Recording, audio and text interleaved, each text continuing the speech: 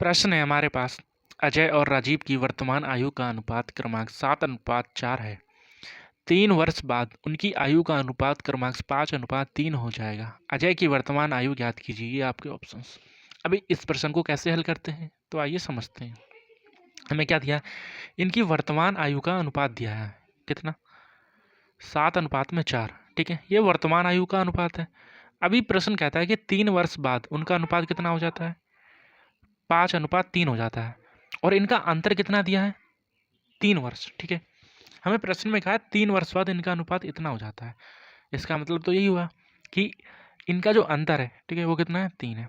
अभी हम जब इनका अंतर देखते हैं तो हमारे पास क्या निकलता है, हम देखते हैं 5, 6 और 7, यहाँ पर इन दोनों का अंतर कितना है, 2, और 3 और 1 4, यहाँ का अंतर 1 है। ठीक है, लेकिन हम जब अपना दिमाग लगाएं तो हमें क्या पता चलता है कि इन दोनों का अंतर समान होना चाहिए। एग्जाम्पल के थ्रू समझते हैं। अगर आपकी आयु 12 है, ठीक है, और आपके भाई की आयु 13 है, तो अगर मैं कहूँ 3 साल के बाद तो कितनी हो जाएगी, 12, 13, 14, 15, और इसकी कितनी हो जाएगी, 16। तो कहीं ना कहीं ये जो अंतर होगा ये हमारा बराबर होगा। ठीक है, अगर किसी की भी आयु में 5 साल बढ़ रहे हैं तो उसमें समान रेट बढ़ेगा। ठीक है, समझ में आया। तो इसका मतलब क्या हुआ कि हमारा ये जो डिस्टेंस है, ठीक है, दोनों का ये बराबर होना चाहिए। तो पहले हम क्या, इन दोनों को बराबर करेंगे। तो बराबर कैसे करेंगे, तो बराबर करने के लिए एक ट्रिक होती है। वो क्या होती है, अभी बताता हूँ। इनको बराबर करने के लिए इन दोनों को माइनस करते हैं। ठीक है, जितना आता है उसकी मल्टीप्लाई इस वाले पद से कर देते हैं, ये वाले इस वाले पद से। ठीक है, तो 4, 5, 6, 7, 3 की मल्टीप्लाई कर देंगे। फिर इन दोनों को माइनस करेंगे तो कितना आएगा, 5, 3, 4, 5, 2, उसकी मल्टीप्लाई इस वाले पद से कर देंगे। ठीक है, ये क्या है, ये इन दोनों का अंतर बराबर करने की ट्रिक है। ठीक है, तो देखते हैं बराबर होता है या नहीं होता है।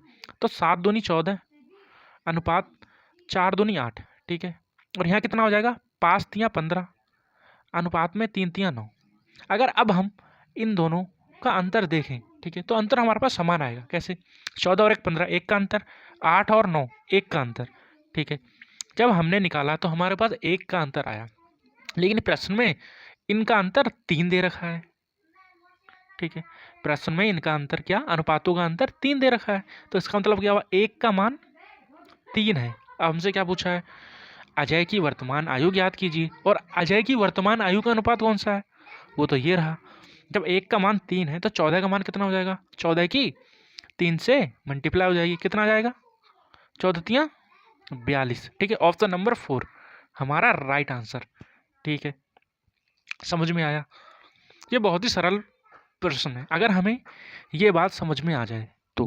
ठीक है, धन्यवाद।